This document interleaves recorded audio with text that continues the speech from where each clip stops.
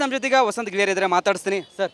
ಇವತ್ತು ರಣಕಾಳೆ ಉಳಿಸಿ ಅಂದರೆ ಧರ್ಮ ರಕ್ಷಣೆಗೂ ಮೊಳಗಿತ್ತು, ಧರ್ಮ ರಕ್ಷಣೆಗಾಗಿ ಪಣ ತೊಟ್ಟಿದ್ದೀರಾ, ಒಂದು ಕಡೆ ಹಕ್ಕೊತ್ತಾಯ ಸರ್ಕಾರಕ್ಕೆ ಮಾಡಿದ್ದೀರಾ, ಏನು ಹೇಳಿದ್ರಿ ಸರ್ ಅಂತ? ಸರ್, ಅದು ಹಕ್ಕೊತ್ತಾಯ ಭಾಳ ಗಂಭೀರವಾಗಿದೆ. ಕೇಶವಮೂರ್ತಿಯವರು ಹಲವಾರು ದಶಕಗಳಿಂದ ಅವರು ಸಂಘದಲ್ಲಿ ಪ್ರಚಾರಕರಾಗಿ ಸಂಘಟನೆ ಪ್ರಮುಖರಾಗಿ ಕೆಲಸ ಮಾಡಿದವರು, ಹಿಂದೂ ಜಾಗರಣ ವೇದಿಕೆಯ ಮುಖ್ಯಸ್ಥರವರು. ಜಗದೀಶ್ ಕಾರಂತ್ ಅವರ ಮಾರ್ಗದರ್ಶನದಲ್ಲಿ ಈ ನಿರ್ಣಯಗಳನ್ನು ನಾವು ದಾಖಲು ಮಾಡಿದ್ದೇವೆ. ಹಿಂದೂ ಜಾಗರಣ ವೇದಿಕೆ ಇಡೀ ರಾಜ್ಯದ 4 ಪ್ರಮುಖ ವ್ಯಕ್ತಿಗಳನ್ನು ಧರ್ಮ ಸಂರಕ್ಷಣಾ ಸಮಿತಿಗೆ, ಪುಣ್ಯಕ್ಷೇತ್ರ ಸಂರಕ್ಷಣಾ ಸಮಿತಿಗೆ ಒದಗಿಸಿಕೊಟ್ಟಿದೆ. ಹಾಗಾಗಿ ಇವತ್ತು ಆ ನಿರ್ಣಯವನ್ನು ಅವರು ಹೇಳಿದ್ದಾರೆ. ಆ ನಿರ್ಣಯಗಳ ಬಗ್ಗೆ ನಮಗೆ ಬದ್ಧತೆ ಇದೆ. ರಾಜ್ಯದ ಎಲ್ಲ ಸಂಸದರಿಂದ ಗೃಹ ಸಚಿವರಾದಂಥ ಅಮಿತ್ ಶಾ ಅವರಿಗೆ ಪತ್ರವನ್ನು ಬರೆಸ್ತೇವೆ. ಎಲ್ಲ ಸಂಸದರನ್ನು ನಾವು ರಿಕ್ವೆಸ್ಟ್ ಮಾಡ್ಕೊಳ್ತೇವೆ, NIA ತನಿಖೆಯಲ್ಲಿ ಬರಬೇಕು, ಯಾರ್ಯಾರು ಈ ದುಷ್ಟರು ಈ ಸಂಚು ಹೂಡಿದ್ದಾರೆ ಅವರು ಎಲ್ಲರ ಮೇಲೆ ತನಿಖೆ ಆಗಬೇಕು ಅನ್ನೋದು ನಮ್ಮ ಆಗ್ರಹ ಆಗಿದೆ. ಈಗ ಒಂದೊಂದು ಸತ್ಯಗಳು ಹೊರಗಡೆ ಬರ್ತಾ ಇದ್ದಾವೆ. ಯಾವ ರೀತಿ ಇವರು ಸುಳ್ಳು ಅಭಿಪ್ರಾಯವನ್ನು ವ್ಯಕ್ತಪಡಿಸಿದ್ದಾರೆ, ಒಂದು ಕಡೆ ಷಡ್ಯಂತ್ರ ಮಾಡಿದ್ದಾರೆ ಎಂಬುದು, ಮತ್ತೊಂದು ಕಡೆ ಈ ದಲಿತರನ್ನು ಎತ್ತಿಕಟ್ಟುವ ಕೆಲಸ ಆಗ್ತದೆ ಒಂದು ಆರೋಪ ಸರ್. ದಲಿತರು ಅಂತ ಹೇಳಿದ ತಕ್ಷಣ ಯಾವಾಗಲೂ ಇವರಿಗೆ ಬಳಸ್ಕೊಳ್ಳಿಕ್ಕಿರೋರು ಅನ್ನೋ ಆ ಭಾವನೆಯನ್ನು ಬಿಡಬೇಕು ಅವರು. ನಾನು ಕೂಡ ದಲಿತ ಪರ ಸಂವೇದನೆ ಇರುವ, ಆ ಚಳವಳಿಗಳಲ್ಲಿ ನನ್ನನ್ನು ತೊಡಗಿಸಿಕೊಂಡಿರುವ, ಅದನ್ನು ಹೇಳ್ಕೊಳ್ಬೇಕಾದ ಅಗತ್ಯ ಇಲ್ಲ. ಆದರೆ ಅವರು ಆ ಭೀಮಾ ಎನ್ನುವ ಹೆಸರನ್ನು ಆ ರೀತಿ ಒಂದು ಪ್ರಭಾಗಂಡ ಮಾಡಲಿಕ್ಕೆ ಬಳಸಿರುವಂಥದ್ದು. ಆದರೆ ಆ ಶಕ್ತಿ ಎಷ್ಟು ದೊಡ್ಡದಿದೆ ಅಂತ ಹೇಳಿದರೆ ಆ ಎಲ್ಲ ಮುಖವಾಡಗಳು ಕಳಚಿ ಬಿದ್ದಿವೆ. ಇವರು ಬೇರೆ ಬೇರೆ ಜಾತಿಗಳನ್ನು ಧರ್ಮಕ್ಷೇತ್ರದ ಮೇಲೆ ಎತ್ತಿ ಕಟ್ಟುವ ಪ್ರಯತ್ನವನ್ನು ಮಾಡಿದರು. ಹಿಂದೂ ಧರ್ಮ, ಜೈನ ಧರ್ಮ, ಆಮೇಲೆ ಏನು ವೈಷ್ಣವರು, ಶೈವರು ಅಂಥೇಳಿ ತಾರತಮ್ಯಗಳನ್ನು ತರಲಿಕ್ಕೆ ಪ್ರಯತ್ನ ಮಾಡಿದರು. ಆದರೆ ನಮ್ಮ ಭಾರತದಲ್ಲಿ ಆ ರೀತಿಯ ಭಾರತದ ನೆಲದಲ್ಲಿ ಹುಟ್ಟಿದಂಥ ಎಲ್ಲ ಸನಾತನ ಧರ್ಮದವರನ್ನ ನಾವು ಪ್ರೀತಿಸ್ತೇವೆ. ಹೊರಗಡೆಯಿಂದ ಬಂದವ್ರನ್ನೂ ಕೂಡ ನಾವು ಗೌರವಿಸ್ತೇವೆ, ಪ್ರೀತಿಸ್ತೇವೆ. ಹೊರಗಡೆಯಿಂದ ಬಂದವರು ನಮ್ಮ ಧರ್ಮದ ವಿಷಯಕ್ಕೆ ಬಂದರೆ ಮಾತ್ರ ಅವರನ್ನು ನಾವು ವಿರೋಧಿಸ್ತೇವೆ. ನಮ್ಮಲ್ಲಿ ಆ ಧರ್ಮದ ತರತಮಗಳು ಇಲ್ಲ, ಭೇದಗಳಿಲ್ಲ. ಅದನ್ನು ಮಾಡುವವರ ಉದ್ದೇಶ ಇರೋದು ವಿಂಗಡಣೆ ಮಾಡುವಂಥದ್ದು, ಬ್ರೇಕ್ ಮಾಡುವಂಥದ್ದು.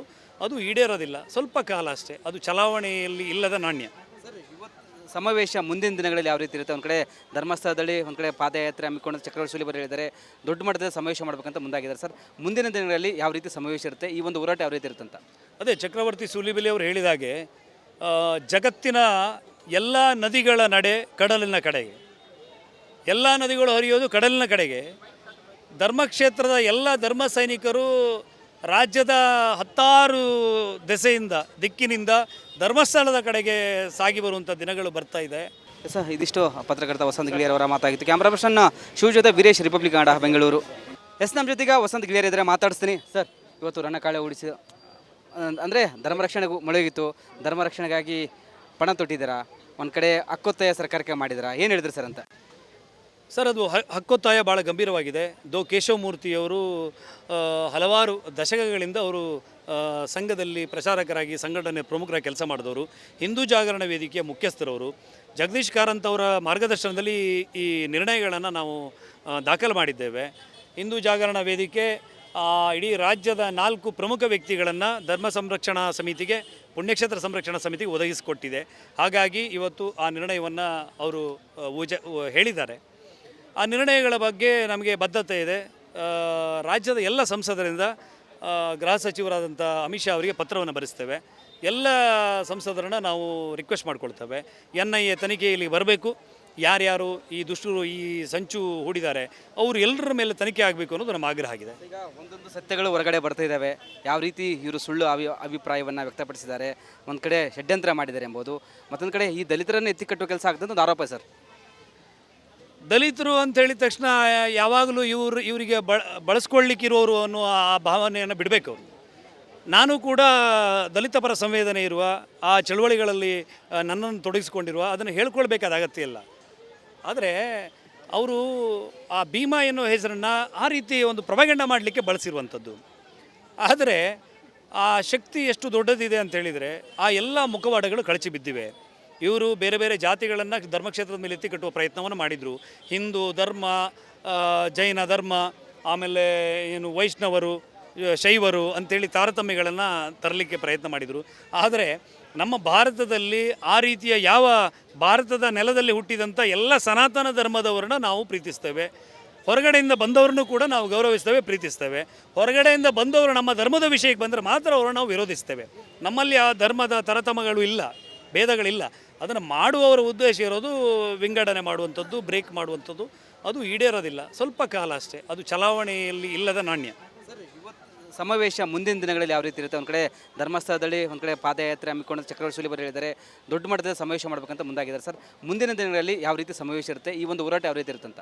ಅದೇ ಚಕ್ರವರ್ತಿ ಸೂಲಿಬೆಲೆ ಅವರು ಹೇಳಿದ ಹಾಗೆ ಜಗತ್ತಿನ ಎಲ್ಲ ನದಿಗಳ ನಡೆ ಕಡಲಿನ ಕಡೆಗೆ, ಎಲ್ಲ ನದಿಗಳು ಹರಿಯೋದು ಕಡಲಿನ ಕಡೆಗೆ. ಧರ್ಮಕ್ಷೇತ್ರದ ಎಲ್ಲ ಧರ್ಮ ಸೈನಿಕರು ರಾಜ್ಯದ 16 ದೆಸೆಯಿಂದ, ದಿಕ್ಕಿನಿಂದ ಧರ್ಮಸ್ಥಳದ ಕಡೆಗೆ ಸಾಗಿ ಬರುವಂಥ ದಿನಗಳು ಬರ್ತಾ ಇದೆ. ಸರ್, ಇದಿಷ್ಟು ಪತ್ರಕರ್ತ ವಸಂತ್ ಗಿಳಿಯರವರ ಮಾತಾಗಿತ್ತು. ಕ್ಯಾಮ್ರಾ ಪರ್ಸನ್ ಶಿವ ಜೊತೆ ವೀರೇಶ್, ರಿಪಬ್ಲಿಕ್ ಕನ್ನಡ, ಬೆಂಗಳೂರು. ನಮ್ಮ ಜೊತೆಗೆ ವಸಂತ್ ಗಿಳಿಯರ್ ಇದ್ದರೆ ಮಾತಾಡಿಸ್ತೀನಿ. ಸರ್, ಇವತ್ತು ರಣಕಾಳೆ ಉಳಿಸಿ ಅಂದರೆ ಧರ್ಮ ರಕ್ಷಣೆಗೂ ಮೊಳಗಿತ್ತು, ಧರ್ಮ ರಕ್ಷಣೆಗಾಗಿ ಪಣ ತೊಟ್ಟಿದ್ದೀರಾ, ಒಂದು ಕಡೆ ಹಕ್ಕೊತ್ತಾಯ ಸರ್ಕಾರಕ್ಕೆ ಮಾಡಿದ್ದೀರಾ, ಏನು ಹೇಳಿದ್ರಿ ಸರ್ ಅಂತ? ಸರ್, ಅದು ಹಕ್ಕೊತ್ತಾಯ ಭಾಳ ಗಂಭೀರವಾಗಿದೆ. ಕೇಶವಮೂರ್ತಿಯವರು ಹಲವಾರು ದಶಕಗಳಿಂದ ಅವರು ಸಂಘದಲ್ಲಿ ಪ್ರಚಾರಕರಾಗಿ, ಸಂಘಟನೆ ಪ್ರಮುಖರಾಗಿ ಕೆಲಸ ಮಾಡಿದವರು, ಹಿಂದೂ ಜಾಗರಣ ವೇದಿಕೆಯ ಮುಖ್ಯಸ್ಥರವರು. ಜಗದೀಶ್ ಕಾರಂತ್ ಅವರ ಮಾರ್ಗದರ್ಶನದಲ್ಲಿ ಈ ನಿರ್ಣಯಗಳನ್ನು ನಾವು ದಾಖಲು ಮಾಡಿದ್ದೇವೆ. ಹಿಂದೂ ಜಾಗರಣ ವೇದಿಕೆ ಇಡೀ ರಾಜ್ಯದ 4 ಪ್ರಮುಖ ವ್ಯಕ್ತಿಗಳನ್ನು ಧರ್ಮ ಸಂರಕ್ಷಣಾ ಸಮಿತಿಗೆ, ಪುಣ್ಯಕ್ಷೇತ್ರ ಸಂರಕ್ಷಣಾ ಸಮಿತಿಗೆ ಒದಗಿಸಿಕೊಟ್ಟಿದೆ. ಹಾಗಾಗಿ ಇವತ್ತು ಆ ನಿರ್ಣಯವನ್ನು ಅವರು ಹೇಳಿದ್ದಾರೆ. ಆ ನಿರ್ಣಯಗಳ ಬಗ್ಗೆ ನಮಗೆ ಬದ್ಧತೆ ಇದೆ. ರಾಜ್ಯದ ಎಲ್ಲ ಸಂಸದರಿಂದ ಗೃಹ ಸಚಿವರಾದಂಥ ಅಮಿತ್ ಶಾ ಅವರಿಗೆ ಪತ್ರವನ್ನು ಬರೆಸ್ತೇವೆ. ಎಲ್ಲ ಸಂಸದರನ್ನು ನಾವು ರಿಕ್ವೆಸ್ಟ್ ಮಾಡ್ಕೊಳ್ತೇವೆ, NIA ತನಿಖೆ ಇಲ್ಲಿ ಬರಬೇಕು, ಯಾರ್ಯಾರು ಈ ದುಷ್ಟರು ಈ ಸಂಚು ಹೂಡಿದ್ದಾರೆ ಅವರು ಎಲ್ಲರ ಮೇಲೆ ತನಿಖೆ ಆಗಬೇಕು ಅನ್ನೋದು ನಮ್ಮ ಆಗ್ರಹ ಆಗಿದೆ. ಈಗ ಒಂದೊಂದು ಸತ್ಯಗಳು ಹೊರಗಡೆ ಬರ್ತಾ ಇದ್ದಾವೆ. ಯಾವ ರೀತಿ ಇವರು ಸುಳ್ಳು ಅಭಿಪ್ರಾಯವನ್ನು ವ್ಯಕ್ತಪಡಿಸಿದ್ದಾರೆ, ಒಂದು ಕಡೆ ಷಡ್ಯಂತ್ರ ಮಾಡಿದ್ದಾರೆ ಎಂಬುದು, ಮತ್ತೊಂದು ಕಡೆ ಈ ದಲಿತರನ್ನು ಎತ್ತಿಕಟ್ಟುವ ಕೆಲಸ ಆಗ್ತದೆ ಒಂದು ಆರೋಪ ಸರ್. ದಲಿತರು ಅಂತ ಹೇಳಿದ ತಕ್ಷಣ ಯಾವಾಗಲೂ ಇವರಿಗೆ ಬಳಸ್ಕೊಳ್ಳಿಕ್ಕಿರೋರು ಅನ್ನೋ ಆ ಭಾವನೆಯನ್ನು ಬಿಡಬೇಕು ಅವರು. ನಾನು ಕೂಡ ದಲಿತ ಪರ ಸಂವೇದನೆ ಇರುವ, ಆ ಚಳವಳಿಗಳಲ್ಲಿ ನನ್ನನ್ನು ತೊಡಗಿಸಿಕೊಂಡಿರುವ, ಅದನ್ನು ಹೇಳ್ಕೊಳ್ಬೇಕಾದ ಅಗತ್ಯ ಇಲ್ಲ. ಆದರೆ ಅವರು ಆ ಭೀಮಾ ಎನ್ನುವ ಹೆಸರನ್ನು ಆ ರೀತಿ ಒಂದು ಪ್ರಭಾಗಂಡ ಮಾಡಲಿಕ್ಕೆ ಬಳಸಿರುವಂಥದ್ದು. ಆದರೆ ಆ ಶಕ್ತಿ ಎಷ್ಟು ದೊಡ್ಡದಿದೆ ಅಂತ ಹೇಳಿದರೆ ಆ ಎಲ್ಲ ಮುಖವಾಡಗಳು ಕಳಚಿ ಬಿದ್ದಿವೆ. ಇವರು ಬೇರೆ ಬೇರೆ ಜಾತಿಗಳನ್ನು ಧರ್ಮಕ್ಷೇತ್ರದ ಮೇಲೆ ಎತ್ತಿ ಕಟ್ಟುವ ಪ್ರಯತ್ನವನ್ನು ಮಾಡಿದರು.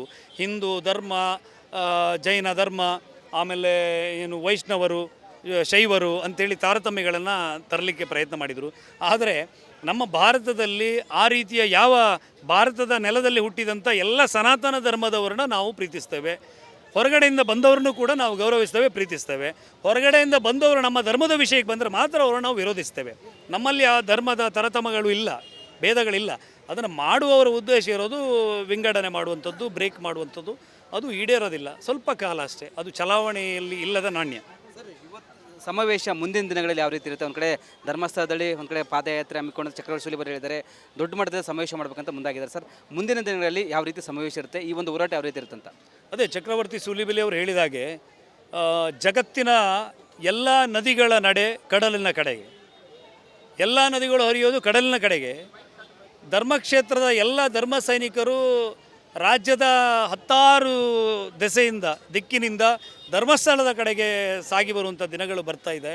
ಸರ್, ಇದಿಷ್ಟು ಪತ್ರಕರ್ತ ವಸಂತ್ ಗಿಳಿಯರವರ ಮಾತಾಗಿತ್ತು. ಕ್ಯಾಮ್ರಾ ಪರ್ಸನ್ ಶಿವ ಜೊತೆ ವೀರೇಶ್, ರಿಪಬ್ಲಿಕ್ ಕನ್ನಡ, ಬೆಂಗಳೂರು. ನಮ್ಮ ಜೊತೆಗೆ ವಸಂತ್ ಗಿಳಿಯರ್ ಇದ್ದರೆ ಮಾತಾಡಿಸ್ತೀನಿ. ಸರ್, ಇವತ್ತು ರಣಕಾಳೆ ಉಳಿಸಿ ಅಂದರೆ ಧರ್ಮ ರಕ್ಷಣೆಗೂ ಮೊಳಗಿತ್ತು, ಧರ್ಮ ರಕ್ಷಣೆಗಾಗಿ ಪಣ ತೊಟ್ಟಿದ್ದೀರಾ, ಒಂದು ಕಡೆ ಹಕ್ಕೊತ್ತಾಯ ಸರ್ಕಾರಕ್ಕೆ ಮಾಡಿದ್ದೀರಾ, ಏನು ಹೇಳಿದ್ರಿ ಸರ್ ಅಂತ? ಸರ್, ಅದು ಹಕ್ಕೊತ್ತಾಯ ಭಾಳ ಗಂಭೀರವಾಗಿದೆ. ಕೇಶವಮೂರ್ತಿಯವರು ಹಲವಾರು ದಶಕಗಳಿಂದ ಅವರು ಸಂಘದಲ್ಲಿ ಪ್ರಚಾರಕರಾಗಿ, ಸಂಘಟನೆ ಪ್ರಮುಖರಾಗಿ ಕೆಲಸ ಮಾಡಿದವರು, ಹಿಂದೂ ಜಾಗರಣ ವೇದಿಕೆಯ ಮುಖ್ಯಸ್ಥರವರು. ಜಗದೀಶ್ ಕಾರಂತ್ ಅವರ ಮಾರ್ಗದರ್ಶನದಲ್ಲಿ ಈ ನಿರ್ಣಯಗಳನ್ನು ನಾವು ದಾಖಲು ಮಾಡಿದ್ದೇವೆ. ಹಿಂದೂ ಜಾಗರಣ ವೇದಿಕೆ ಇಡೀ ರಾಜ್ಯದ 4 ಪ್ರಮುಖ ವ್ಯಕ್ತಿಗಳನ್ನು ಧರ್ಮ ಸಂರಕ್ಷಣಾ ಸಮಿತಿಗೆ, ಪುಣ್ಯಕ್ಷೇತ್ರ ಸಂರಕ್ಷಣಾ ಸಮಿತಿಗೆ ಒದಗಿಸಿಕೊಟ್ಟಿದೆ. ಹಾಗಾಗಿ ಇವತ್ತು ಆ ನಿರ್ಣಯವನ್ನು ಅವರು ಹೇಳಿದ್ದಾರೆ. ಆ ನಿರ್ಣಯಗಳ ಬಗ್ಗೆ ನಮಗೆ ಬದ್ಧತೆ ಇದೆ. ರಾಜ್ಯದ ಎಲ್ಲ ಸಂಸದರಿಂದ ಗೃಹ ಸಚಿವರಾದಂಥ ಅಮಿತ್ ಶಾ ಅವರಿಗೆ ಪತ್ರವನ್ನು ಬರೆಸ್ತೇವೆ. ಎಲ್ಲ ಸಂಸದರನ್ನು ನಾವು ರಿಕ್ವೆಸ್ಟ್ ಮಾಡ್ಕೊಳ್ತೇವೆ, NIA ತನಿಖೆ ಇಲ್ಲಿ ಬರಬೇಕು, ಯಾರ್ಯಾರು ಈ ದುಷ್ಟರು ಈ ಸಂಚು ಹೂಡಿದ್ದಾರೆ ಅವರು ಎಲ್ಲರ ಮೇಲೆ ತನಿಖೆ ಆಗಬೇಕು ಅನ್ನೋದು ನಮ್ಮ ಆಗ್ರಹ ಆಗಿದೆ. ಈಗ ಒಂದೊಂದು ಸತ್ಯಗಳು ಹೊರಗಡೆ ಬರ್ತಾ ಇದ್ದಾವೆ. ಯಾವ ರೀತಿ ಇವರು ಸುಳ್ಳು ಅಭಿಪ್ರಾಯವನ್ನು ವ್ಯಕ್ತಪಡಿಸಿದ್ದಾರೆ, ಒಂದು ಕಡೆ ಷಡ್ಯಂತ್ರ ಮಾಡಿದ್ದಾರೆ ಎಂಬುದು, ಮತ್ತೊಂದು ಕಡೆ ಈ ದಲಿತರನ್ನು ಎತ್ತಿಕಟ್ಟುವ ಕೆಲಸ ಆಗ್ತದೆ ಒಂದು ಆರೋಪ ಸರ್. ದಲಿತರು ಅಂತ ಹೇಳಿದ ತಕ್ಷಣ ಯಾವಾಗಲೂ ಇವರಿಗೆ ಬಳಸ್ಕೊಳ್ಳಿಕ್ಕಿರೋರು ಅನ್ನೋ ಆ ಭಾವನೆಯನ್ನು ಬಿಡಬೇಕು ಅವರು. ನಾನು ಕೂಡ ದಲಿತ ಪರ ಸಂವೇದನೆ ಇರುವ ಆ ಚಳುವಳಿಗಳಲ್ಲಿ ನನ್ನನ್ನು ತೊಡಗಿಸಿಕೊಂಡಿರುವ ಅದನ್ನು ಹೇಳ್ಕೊಳ್ಬೇಕಾದ ಅಗತ್ಯ ಇಲ್ಲ. ಆದರೆ ಅವರು ಆ ಭೀಮಾ ಎನ್ನುವ ಹೆಸರನ್ನು ಆ ರೀತಿ ಒಂದು ಪ್ರೊಪಗಂಡ ಮಾಡಲಿಕ್ಕೆ ಬಳಸಿರುವಂಥದ್ದು. ಆದರೆ ಆ ಶಕ್ತಿ ಎಷ್ಟು ದೊಡ್ಡದಿದೆ ಅಂತ ಹೇಳಿದರೆ ಆ ಎಲ್ಲ ಮುಖವಾಡಗಳು ಕಳಚಿ ಬಿದ್ದಿವೆ. ಇವರು ಬೇರೆ ಬೇರೆ ಜಾತಿಗಳನ್ನು ಧರ್ಮಕ್ಷೇತ್ರದ ಮೇಲೆ ಎತ್ತಿ ಕಟ್ಟುವ ಪ್ರಯತ್ನವನ್ನು ಮಾಡಿದರು.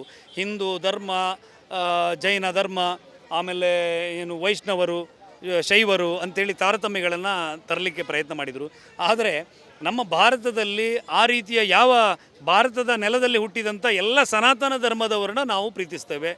ಹೊರಗಡೆಯಿಂದ ಬಂದವ್ರನ್ನೂ ಕೂಡ ನಾವು ಗೌರವಿಸ್ತೇವೆ, ಪ್ರೀತಿಸ್ತೇವೆ. ಹೊರಗಡೆಯಿಂದ ಬಂದವರು ನಮ್ಮ ಧರ್ಮದ ವಿಷಯಕ್ಕೆ ಬಂದರೆ ಮಾತ್ರ ಅವರನ್ನು ನಾವು ವಿರೋಧಿಸ್ತೇವೆ. ನಮ್ಮಲ್ಲಿ ಆ ಧರ್ಮದ ತರತಮಗಳು ಇಲ್ಲ, ಭೇದಗಳಿಲ್ಲ. ಅದನ್ನು ಮಾಡುವವರ ಉದ್ದೇಶ ಇರೋದು ವಿಂಗಡಣೆ ಮಾಡುವಂಥದ್ದು, ಬ್ರೇಕ್ ಮಾಡುವಂಥದ್ದು. ಅದು ಈಡೇರೋದಿಲ್ಲ, ಸ್ವಲ್ಪ ಕಾಲ ಅಷ್ಟೇ. ಅದು ಚಲಾವಣೆಯಲ್ಲಿ ಇಲ್ಲದ ನಾಣ್ಯ. ಸಮಾವೇಶ ಮುಂದಿನ ದಿನಗಳಲ್ಲಿ ಯಾವ ರೀತಿ ಇರುತ್ತೆ? ಒಂದು ಕಡೆ ಧರ್ಮಸ್ಥಳದಲ್ಲಿ, ಒಂದು ಕಡೆ ಪಾದಯಾತ್ರೆ ಹಮ್ಮಿಕೊಂಡು ಚಕ್ರವರ್ತಿ ಸೂಲಿಬೆಲೆ ಹೇಳಿದ್ದಾರೆ, ದೊಡ್ಡ ಮಟ್ಟದ ಸಮಾವೇಶ ಮಾಡಬೇಕಂತ ಮುಂದಾಗಿದ್ದಾರೆ. ಸರ್, ಮುಂದಿನ ದಿನಗಳಲ್ಲಿ ಯಾವ ರೀತಿ ಸಮಾವೇಶ ಇರುತ್ತೆ, ಈ ಒಂದು ಹೋರಾಟ ಯಾವ ರೀತಿ ಇರುತ್ತೆ ಅಂತ? ಅದೇ ಚಕ್ರವರ್ತಿ ಸೂಲಿಬೆಲೆ ಅವರು ಹೇಳಿದಾಗೆ ಜಗತ್ತಿನ ಎಲ್ಲ ನದಿಗಳ ನಡೆ ಕಡಲಿನ ಕಡೆಗೆ, ಎಲ್ಲ ನದಿಗಳು ಹರಿಯೋದು ಕಡಲಿನ ಕಡೆಗೆ. ಧರ್ಮಕ್ಷೇತ್ರದ ಎಲ್ಲ ಧರ್ಮ ಸೈನಿಕರು ರಾಜ್ಯದ 16 ದಿಕ್ಕಿನಿಂದ ಧರ್ಮಸ್ಥಳದ ಕಡೆಗೆ ಸಾಗಿ ಬರುವಂಥ ದಿನಗಳು ಬರ್ತಾ ಇದೆ. ಸರ್, ಇದಿಷ್ಟು ಪತ್ರಕರ್ತ ವಸಂತ್ ಗಿಳಿಯರವರ ಮಾತಾಗಿತ್ತು. ಕ್ಯಾಮ್ರಾ ಪರ್ಸನ್ ಶಿವ ಜೊತೆ ವೀರೇಶ್, ರಿಪಬ್ಲಿಕ್ ಕನ್ನಡ, ಬೆಂಗಳೂರು.